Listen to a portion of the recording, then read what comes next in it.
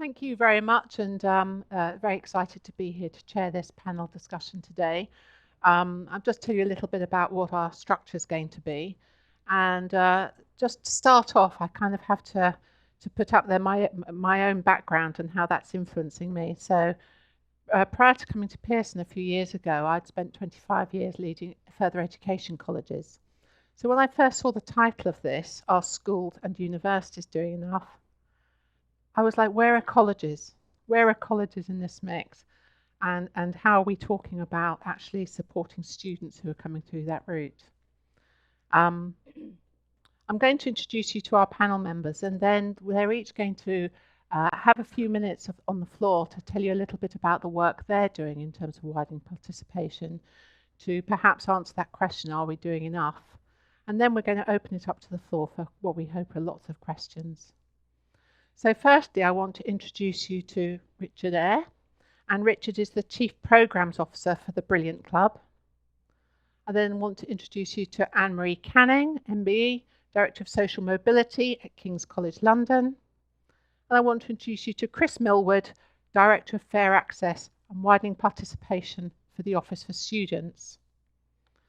Now, it seems to me that quite a lot of the sessions that we've been hearing from this morning have that theme of widening participation running through them, whether we've been talking about the transition projects that colleagues talked about earlier, or whether it's the apprenticeships and how do we make sure that we have a range of students going into that. But we do need to ask ourselves, are we doing enough? And indeed, just recently there have been Damien Hind's speech looking at those differential outcomes for groups of learners. And perhaps we understand that there is more that we need to do. So firstly, I want to ask Chris to start off with, and really to tell us a little bit about the work of the OFS and what the regulatory move to the OFS means when we consider it widening participation. So over to you, Chris. Okay, thanks, Jane. So I'm going to start by reflecting on what you might call the promise of equality of opportunity through higher education. And I think that's a promise that governments over 2 decades have made. It's underpinned a lot of reforms to student finance. And of course, behind that is the notion that if you have potential, if you work hard, you'll get into higher education. And indeed that higher education in itself will be the fuel. It'll provide the skills for you to thrive in the world beyond, and indeed send signals into the world beyond about your attributes, and that in a liberal society, in a liberal economy, those kind of attributes and skills will be more important than where you've come from and who you know, etc. That's what seems to me the promise of equality of opportunity that's been made over the last couple of decades. What we've seen during this period, and it's worth saying that at the higher education end of things, and of course the question is, are universities and schools doing enough?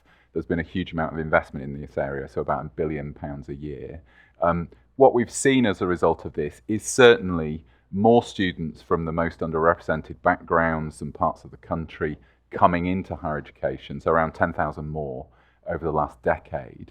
And universities also becoming much more ethnically diverse, and indeed much more welcoming to students from disabilities. So we have seen quite a lot of improvement in terms of the diversity of students within higher education. But it's also worth thinking about, firstly, that happening in a climate of growth. So actually, that increase in students from underrepresented places and backgrounds means that the proportion has shifted from 10 to 11%, 6 to 7% in the most selective universities. And where the proportions really have shifted, and that's true if you look at ethnicity and disability, we know that those students are getting worse outcomes, particularly when you look at ethnicity and particularly for black students. So I would argue that we have improved opportunity in higher education over the last decade or so, but we're quite a long way from equality of opportunity, and that really matters. It matters firstly because it's been promised. You know, that's the promise made by government. It's what's in the Act that drives my work. But actually, I think it also matters to universities themselves. I think in universities, students need to learn from each other, from people from different backgrounds. I think universities want to be more representative of the places around them. It fits with their mission. And I would also argue, and perhaps this is particularly pertinent this week, we need to train a more diverse elite, and equality is really important for that. So why are these things happening? Firstly, attainment. I'm sure we'll talk about that. Attainment tracks social background in school. School attainment tracks social background very strongly in this country, and yet universities take less account of social background with their admissions. There's good evidence of that. Secondly, there's a lot of talk about aspirations, but I think most people who've done research in this area would talk about expectations. So do students expect to be able to get into higher education, and indeed the most selective higher education? What's their perception of the barriers to that? Do they have a roadmap to get through it? Thirdly, and this reflects on the previous session here, we have very narrow routes into higher education in this country. Assumptions around entry at age 18 and 19, traditionally through A-levels. We don't have a diverse set of routes, including through FE, and indeed in later life when you're also working and you may have caring responsibilities. And then fourthly, we know that there are aspects of the culture and the environment in universities that appear to mean that some students don't have a strong sense of belonging, and that affects their outcomes. So there's a choice for universities in all of this. They can say this is not our problem, and indeed we should focus on doing excellent teaching and research. It's not our job to resolve it. I would argue that universities need to take positive action, and indeed in the kind of liberal and society and economy that's led to some of those patterns, unless they take positive action, they will just reflect and compound some of those inequalities, and that won't be in the interest of them in educational terms in itself. Let me just say something about the OFS, because that's what I was asked to talk about. Obviously, Parliament has set us up to push universities to take positive action in this area, and we do that through, on the one hand, applying pressure. So every university that wants to charge above what we call the basic fee, which is £6,000, and they all want to charge above the basic fee, has to agree an access and participation plan with the Office for Students. Alongside that pressure, we also provide support. So there's quite a lot in this area that universities can't do on their own.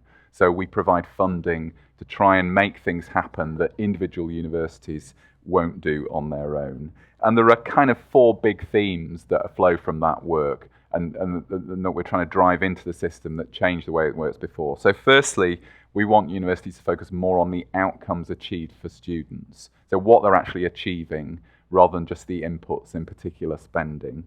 Secondly, we want universities to focus more on success and progression for students, not just access.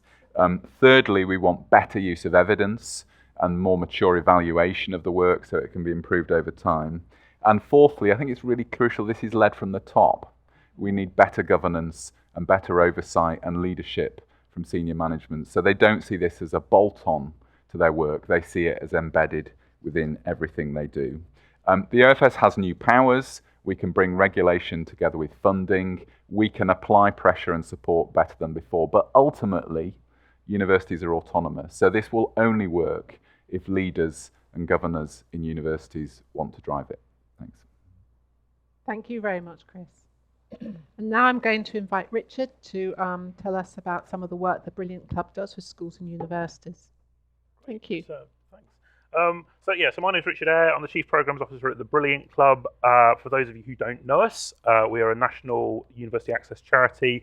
We work with schools and colleges and universities in two main ways, both that fall under the umbrella of our mission, which is to mobilise the doctoral and postdoctoral research community to work and share its expertise with schools and colleges.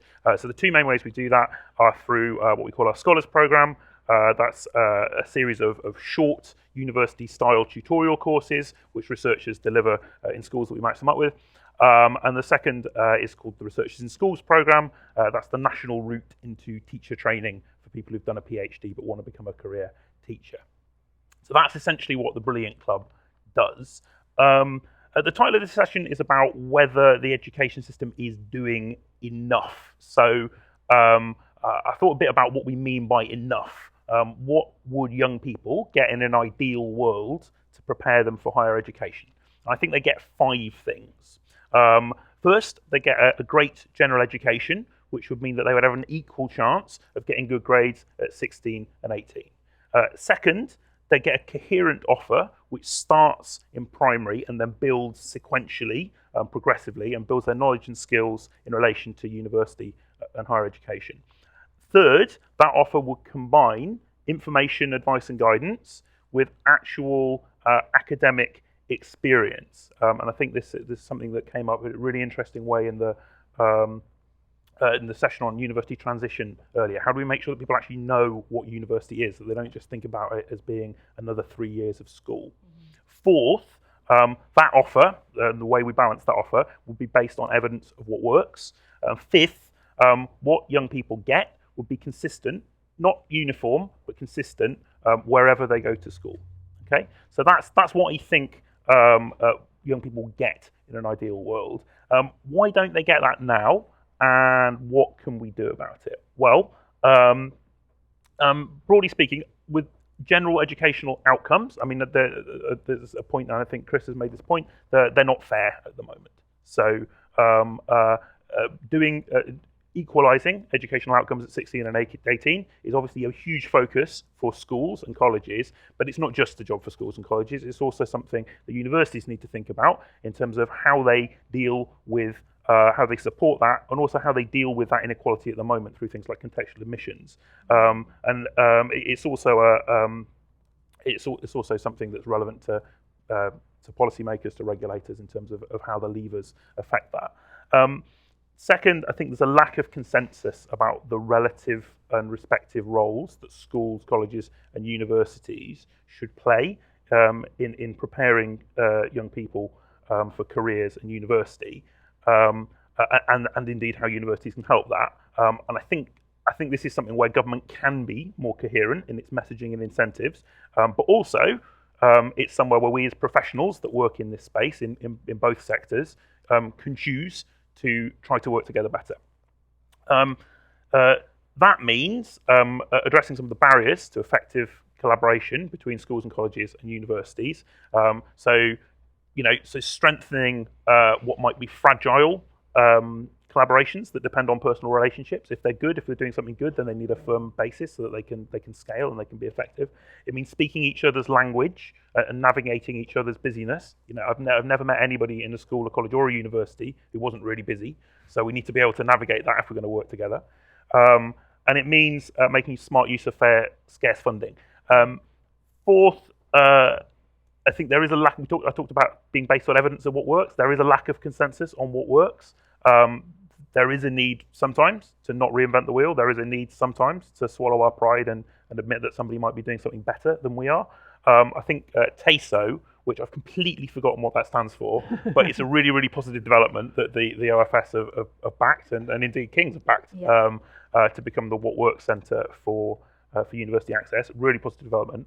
And lastly, I think any of us who are able to take a regional or national view need to work really hard to redress the uneven infrastructure that exists in different schools and colleges. So we make sure that everyone gets the chances to prepare for higher education and careers that you would get at an elite private school or a grammar school. I'm going to end with a pupil quote on this idea of what does widening participation mean to me, and this is from a pupil. Sorry, I say a pupil. He's a student now. He did our program in 2014 and went on to study at the University of Cambridge, as it happens. And he said, reflecting on his time, he said, "Once upon a time, university was just an abstract concept to me.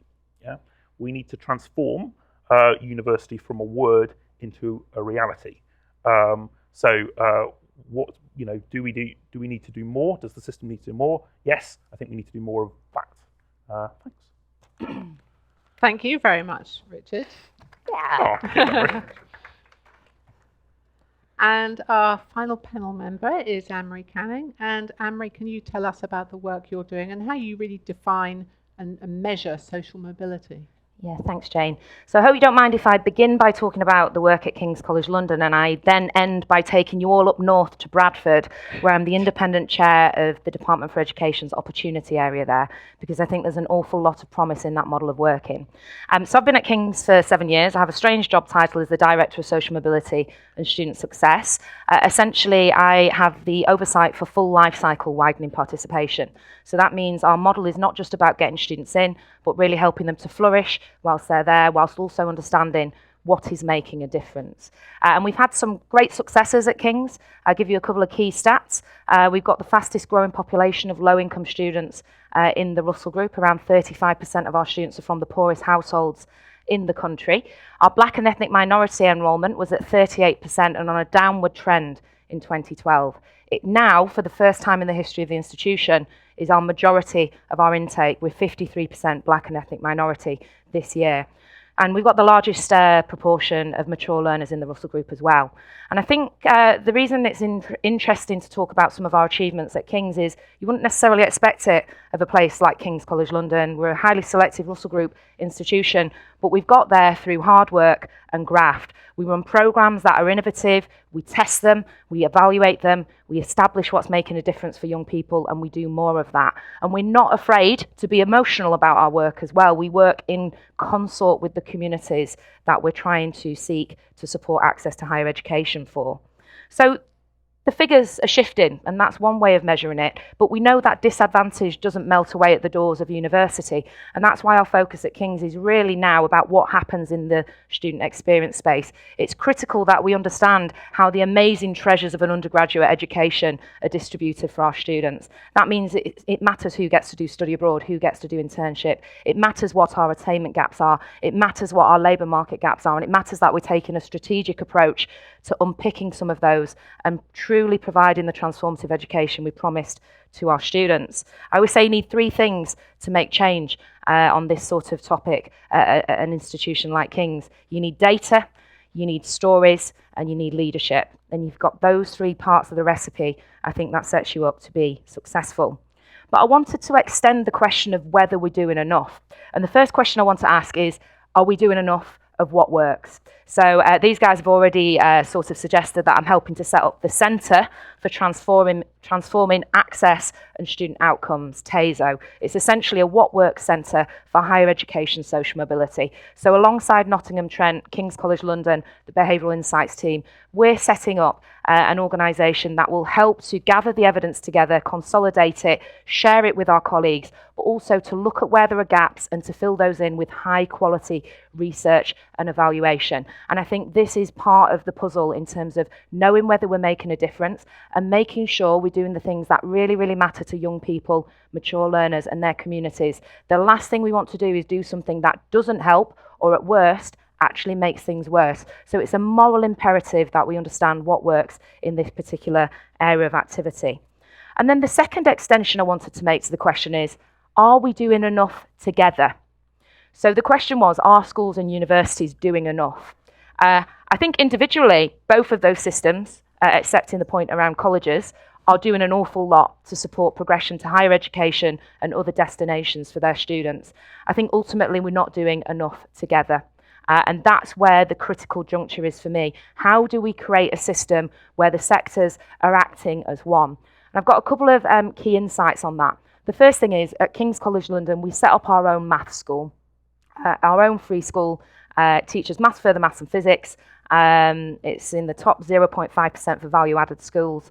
It's a really fantastic organisation. Setting up that school means we see ourselves as part of the educational ecosystem. We're not recipients of students from schools and colleges. We're a part of that family of educators in South London. So I think universities need to step into the space of being part of the education ecosystem. The second thing is I've seen some fantastic promise from schools. If you look at something called the Elephant Group, a group of head teachers who want to make progress on this and want to work to help their kids get to really excellent universities. Universities were slow to support those head teachers. We shouldn't see that as an infraction on our power. We should share our power with schools and communities when they want to take action for the children that they support. And the final point is around the Bradford opportunity area. There are 12 opportunity areas in the 12 areas of the country with lowest social mobility. Bradford has 28,000 kids in requires improvement or inadequate schools. To not acknowledge that and work on it means we won't be able to help more students access higher education and access, in particular, highly selective institutions. So we're working together, universities, schools, business, community organisations, to create a Battle of Hogwarts style team to take on social mobility in Bradford. And for me, it's the most promising approach to social mobility I've seen, because it acknowledges that it's not just about education, it's not just about university, it's about health. It's about the 300 children we found in Bradford who can't read because they don't have the right glasses on their faces.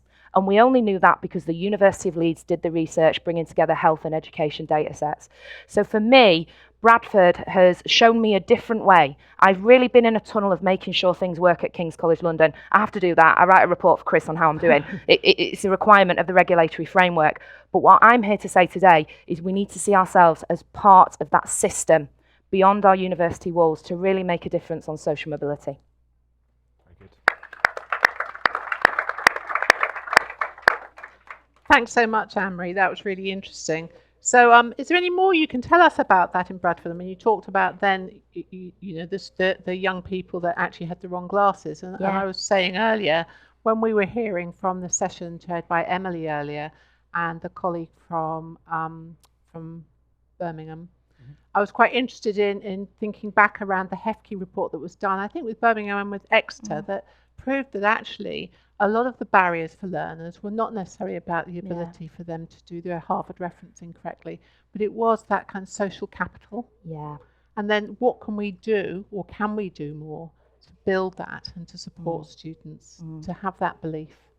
Yeah, absolutely. I mean, what's really interesting about the place-based approach of an opportunity area is it's backed up by the very best research in the world. So if you look at Raj Shetty, who is an economics professor at Harvard, youngest ever tenured Harvard economics professor, sickening person, he did this fantastic piece of work called the Equality of Opportunity Project. It's all open access and you can go and look at it. And he said, don't ask what the American dream is. It is an American researcher. Don't ask what the American dream is. My work, and it's massive piece of data science, my work shows that you need to ask what the dream is for Oregon, for Bradford, for Newcastle.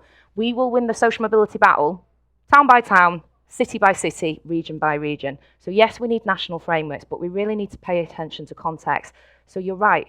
For example, one of the major issues in Bradford is our children just cannot travel around as easily as children in London.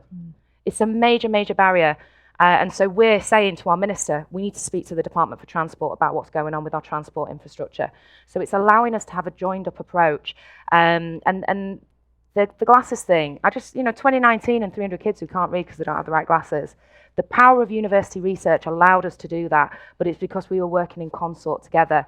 That's now gone as a trial to the Education Endowment Foundation, where each child is being given a pair of glasses by the NHS to keep in their drawer at school so that they can read, and a pair to take home. So you can see joined up systems thinking between health, education, research, and that's when it becomes really exciting. The possibilities become very promising indeed, I think.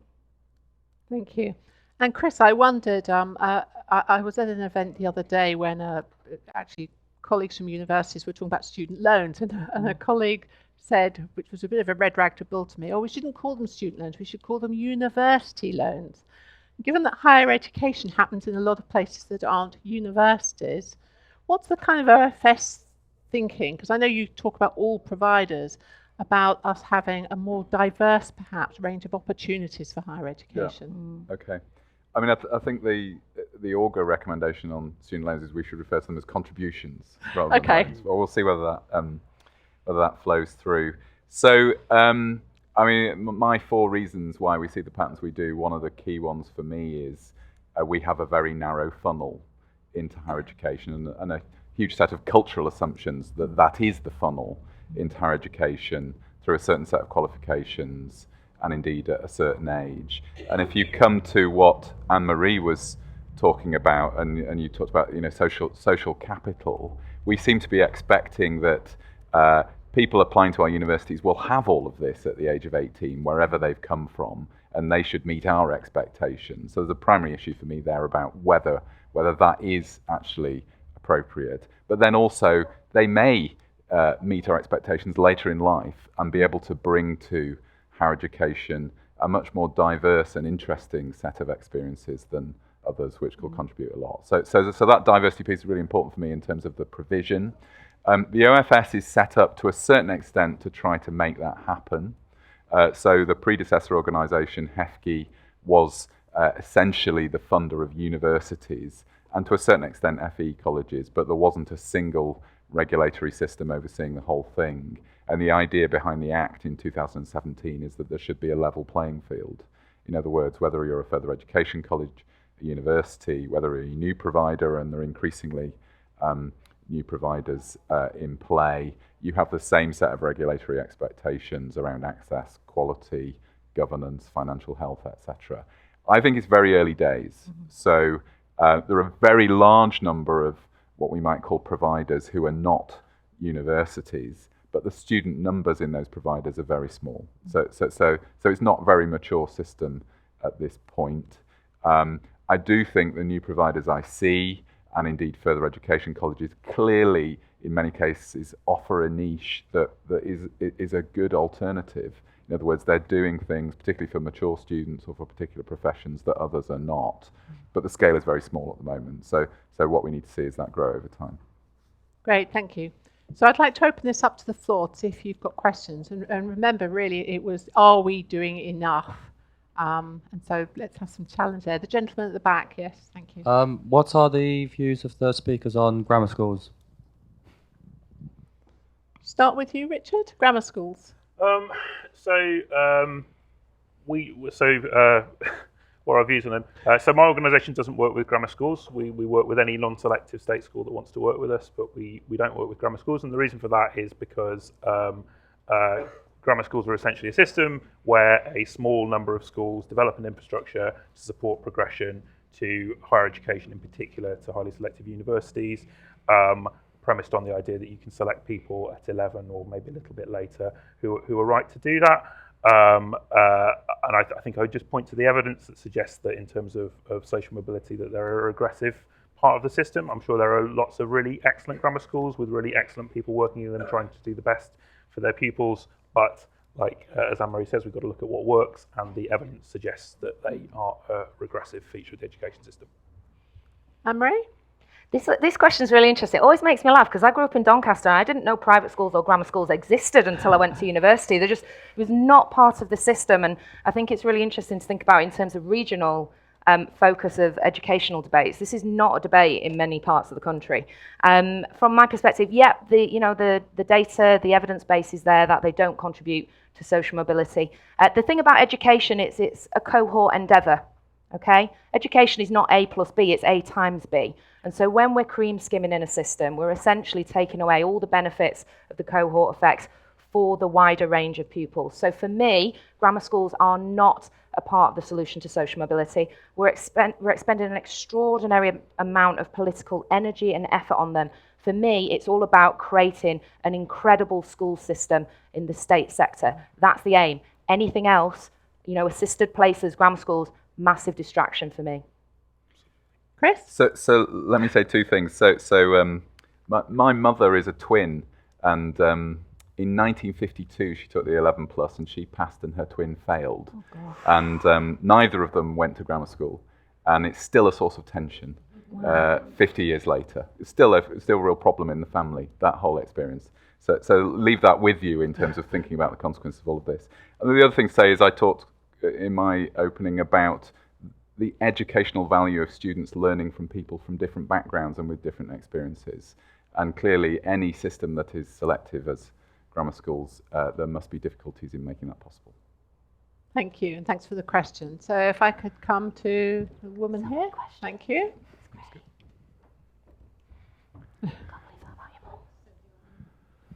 Hi, thank you so much for everything you've said so far. So my name's Mia, I'm an intern with HEPI, but I'm also a student at Oxford, and I've done a lot of access work while I've been there. And I'm really interested in what all of you have touched on in this idea of students learning from people from different backgrounds. And although it's not been said in these terms, the idea of educational institutions having a social role. And I'm almost sorry to bring up Oxbridge or Oxford in this debate because I think there's an unnecessary emphasis on Oxbridge as the only means of social mobility, true social mobility in this country, and I don't believe that at all.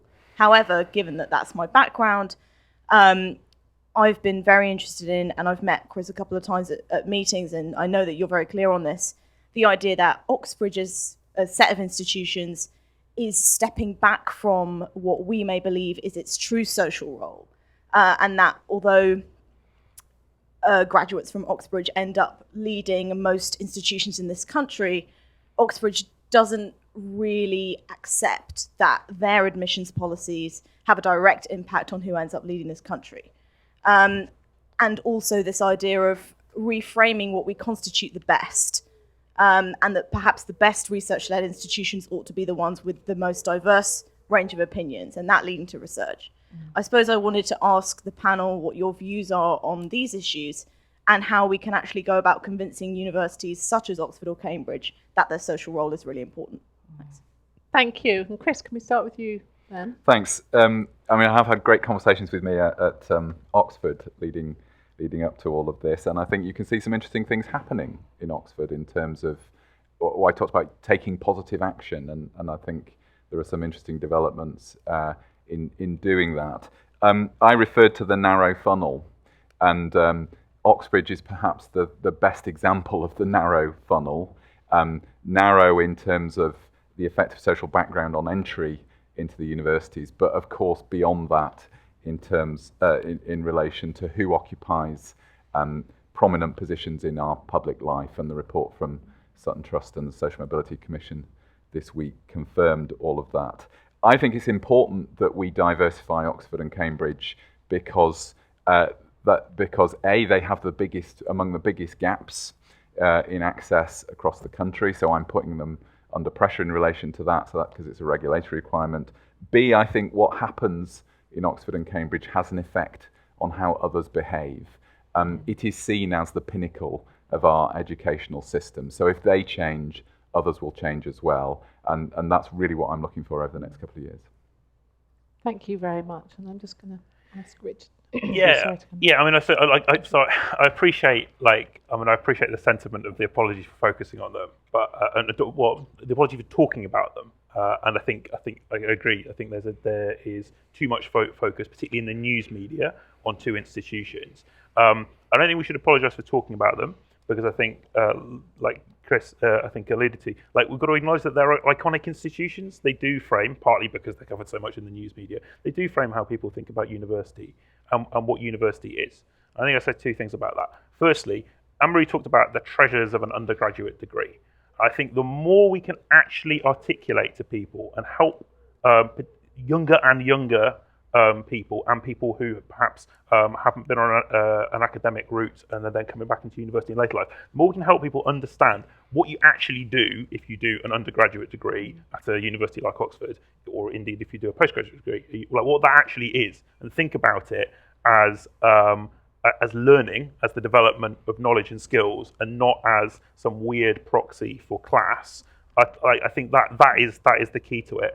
The second thing I'd say about Oxford and indeed Cambridge is that they put in a phenomenal amount of effort, both in terms of money, in terms of the fact you've got a collegiate system, which is all the colleges have different things going on. The genuine commitment that I've seen from people like the Oxford First Generation Society, from a student level, to put that in. I mean, I was at Cambridge 16 years ago, and we were working really hard then. I think there is a particular need, though, to ask, as people who, as institutions, as people who are alumni of those institutions, why is it that given so much effort has been going in for such a long time, that we haven't quite seen, we haven't seen the amount of progress that we'd need for it to be a real positive force for social mobility and equality in the country. Jane, do you mind if I just add something there? So it is important. You can talk about widening participation and fair access together. We don't have to choose between a focus on the high end and a focus on the broader system. And Oxbridge is symbolically important in our national psyche, whether you like it or not. And I think it particularly has a resonance with people. And I think it's part of a corrosion of trust in universities' ability to find talent wherever it might be, wherever it is in the country. I think the response from the institutions has been defensive up until now, and I don't think that's helped the debate either. Constantly pointing how many £1 million you're putting into the pot and making no difference sounds like largesse. Put the money in some schools in Bradford and we'll see what we can do. Yeah. So for me, the change in tone is very, very welcome, and there are some people who've really acted as grit in the Oxford oyster, in my opinion, to get us to that extent. And I say that as someone who used to work there. Here's the key thing. We'll go back to Raj Shetty. Sorry, guys. I'm like his #1 hype woman. He did a fantastic piece of work as part of the Equality of Opportunity project, and he mapped for each higher education institution in the US where students were coming in terms of family wealth and background or non-wealth, and then he matched basically the catapult effect of institutions. So, yep, I admit this is looking purely on an economic basis of what that education is doing for people in terms of accessing much more highly paid occupations. And he found an incredible effect. It wasn't the Yales, the Harvards, the Princetons, the Yales that are making the transformative graph curve. It was the Stony Brooks of the world.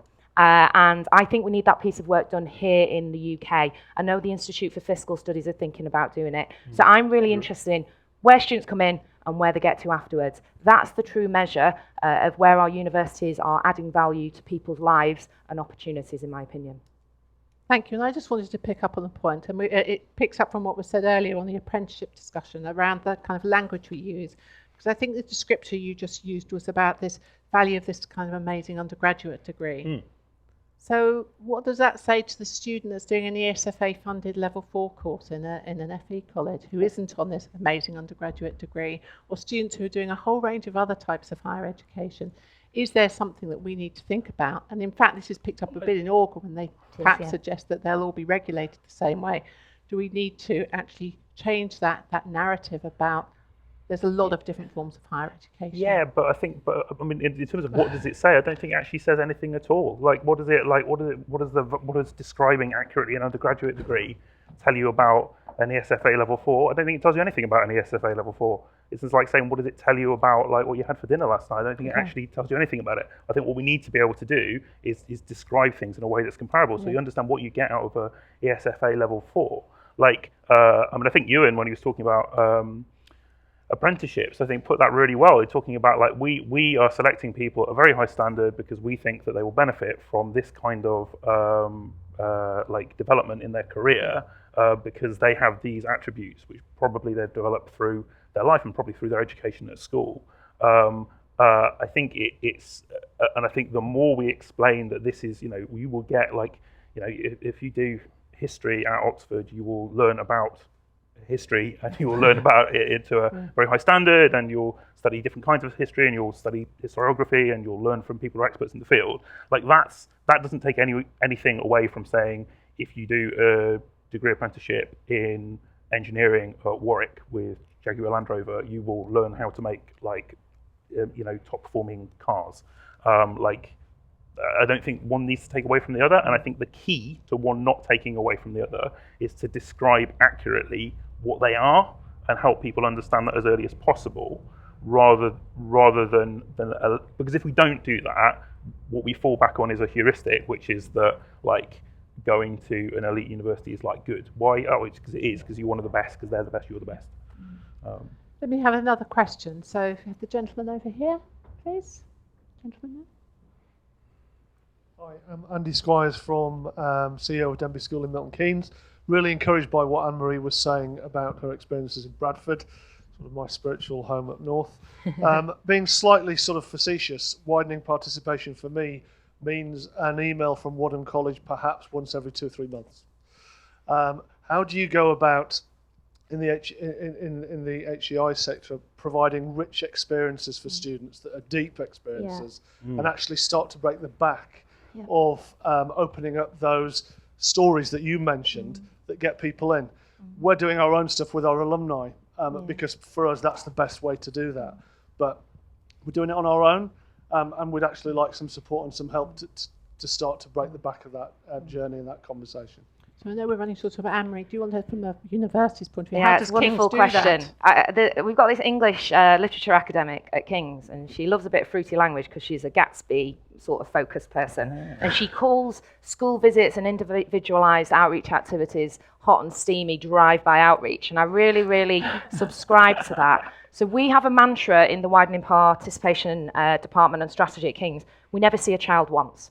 And that means, unfortunately, if you ask me to come and do a parents' evening at your school, the likelihood is I'm probably going to say, really sorry, see if the school's liaison team will do it, but actually our efforts of our 15-strong team go into building multiple encounters into 2 or 3 year long programs that are evaluated for their outcomes.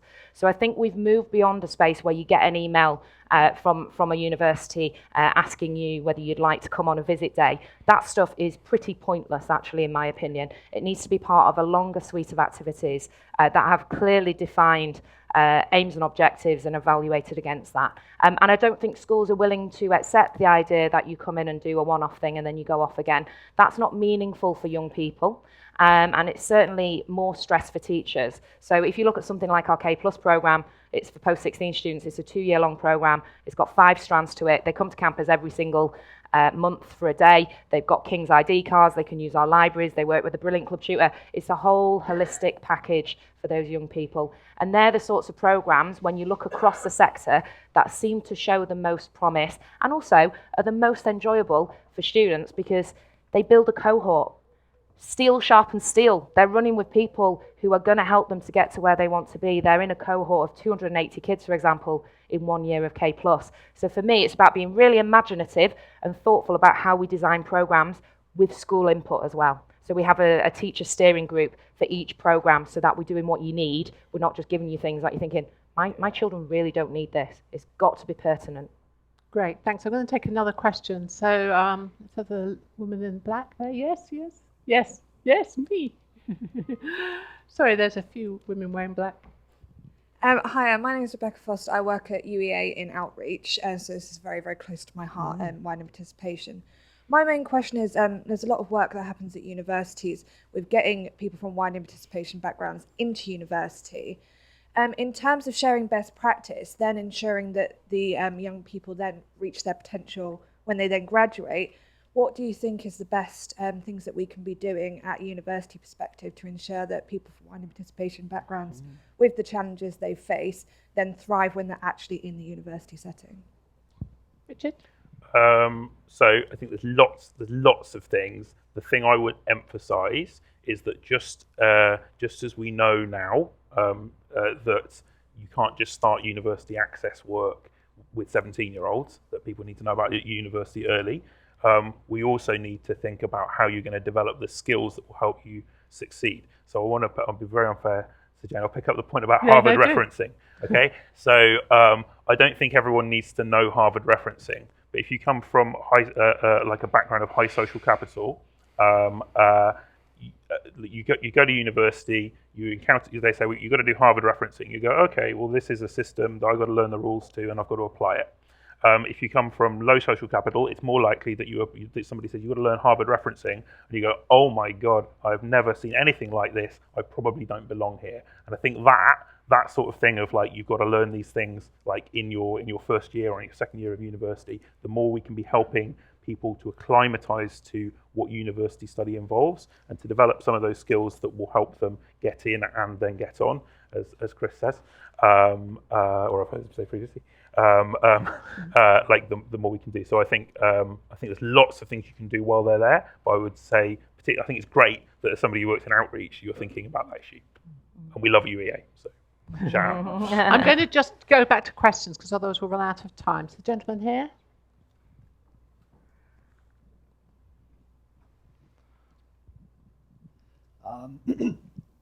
I'm wondering what can be done to improve collaboration in widening participation.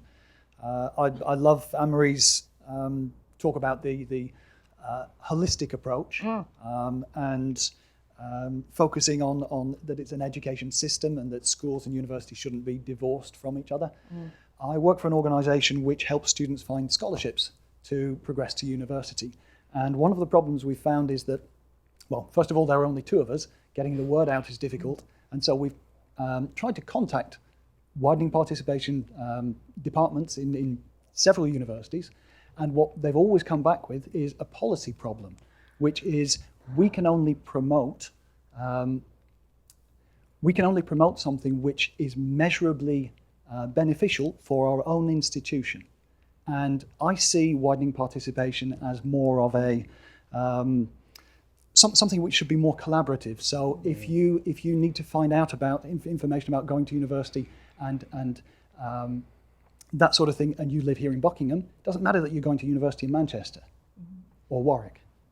Okay, so So collaboration. what can be done to improve Chris. collaboration? So I've criticised universities a fair bit since I started for doing too much of the example that was used over there, and sometimes it's called drive-by, sometimes it's called spray and pray. Go in once. And part of the problem there is it doesn't matter enough to them. They're not assuming these students will come through to them. They feel that they're paying a tax to the regulator. That's how it was seen. And as long as you do the activity, it doesn't matter. There is a risk that in criticising universities, they go to the opposite extreme, which is they just focus on diversifying their own intake. And I'll be honest, we are pushing universities really hard on that. And that is why you're seeing some of the changes that we've been talked about. But alongside that, we're also expecting every university to work collaboratively and at earlier stages of the student life cycle as well. The issue, though, is they've got to do what Anne-Marie was talking about, which is be clear about why you're doing it, what you're trying to achieve, have a robust way of evaluating it, and ultimately to be able to demonstrate what the benefits and the impact has been. And there are, one of the reasons for having the What Works Centre, one of the reasons for having structures such as the Higher Education Access Tracker is that we can start to get better evidence on that kind of work. And if you get that, then universities will be able to do work collaboratively that may not immediately benefit them themselves, and they'll be able to assure people like me. Thank you. And we're nearly out of time, so I'm going to finish off with a few questions. Sorry, Anne-Marie, but I'm going to come back to you, I promise. So my finishing question, I'll start with Chris. I think I was reading an article in The Guardian that was quoting you. Okay. And it says, OFS plans will lead to a step change in the next 5 years. What will you be reporting in 5 years? What do you think it's going to look like? So we're looking for a step change. So the way regulation has worked before is it's you submit a plan every year and you're monitored every year. And we've kind of done a deal with the sector and the government that will give universities longer, as any business would expect, to plan and deliver. But in return, we're looking for them going from incremental change to a real step change. And we're looking for those universities where there are big gaps on access to make a really material change in terms of the diversity of their intake over the next 5 years. We talk about shifting from 5 times to 3 times the gap, but also with this greater focus on the student life cycle, really to eat into some of the gaps we see in attainment as well, with the ethnicity attainment gap being one of the key problems, and we're looking for at least halving that over the next 5 years as well. So we expect to be able to demonstrate in outcomes terms that shift over the next 5 years, but also to see a greater maturity of practice, picking up what all of us have said about better use of evidence and evaluation. We look forward to that. And Anne-Marie, in summary, if there was one thing that we could do or change, or one ask of everybody here. Yeah. So I have this little another little mantra with my team of around 60 people, and we always say, old ways won't open new doors. And I think that's sort of what grant fair have run into a little bit. Higher education tends to not be very open to working with not the usual suspects, and I think for the future that needs to happen. So when we talk about collaboration, it's not just collaborating university to university or HEI to HEI. I'm talking about collaborating with schools, third sector, community groups, parents, your local tenants and residents association. We need to be much more thoughtful about who we bring in to this mission of social mobility and widening participation. So let's be more open-minded and more lateral in our thinking about how we tackle this as an institution. Fantastic. And Richard? I think I'm going to pick up, so if I can, one for universities, more for policymakers. So I'll pick up on the point that Anne-Marie made, of those of us who work in university access, I think we really need to think hard about what schools and colleges need and how we can work effectively with them and what some of the barriers might be. We actually have some research about what some of the barriers are from the perspective of teachers coming out in July, so keep an eye out for that. In terms of what policymakers can do, I think Chris did a great job of expressing the nuance of how do we get people to put their own house in order versus play a part in a national picture. I would just say to policymakers in an English context, have a look at what they're doing in Wales and in Scotland, where I think there is actually some pretty good coherent work to think about how we can make it easier for the sector to contribute to a national picture, rather than saying everyone's got to look after their own stuff, but also be nationally focused as a matter of altruism. And just very last point then. So you talked about universities and policy, and I couldn't agree more. But the point was raised earlier that we don't have many students here. Are we good enough at actually talking to those students and those possible students and finding out what they need? A lot of our work at King's is led with our students. So, for example, we've done an extraordinary amount of work on Gypsy Roma Traveller communities recently. It would have been impossible to do that work without one of our students leading us and really co-creating our outreach activities for Gypsy Roma Traveller communities. So for me, it really needs to take widening participation students at your institution, and even ones who are about to enter higher education potentially, and see them as assets to what we're trying to achieve. They know best what the lived experience is. We can work with them to make our activities more powerful. Final point. We're not doing enough. Can I nominate Anne-Marie to talk about how we don't listen to parents enough either? Oh. Yeah, so we run this programme. I didn't even ask him to do that. No, we run a programme called Parent Power. It won a Guardian Award recently. Basically, instead of talking at parents, we decided to listen. We community organised with them in the style of Barack Obama. It was incredible. Heard their stories of higher education and their exclusion. They're all pupil premium families. They now meet regularly as an independent group and campaign and tackle the things that are getting in the way of their children going to university. Here's the thing they want from all of you in the room. They can't afford to take their kids to open days. They literally can't afford those train fares. If you would be willing to put on a coach for them, that's their number one ask from universities. They've negotiated with the Met Police.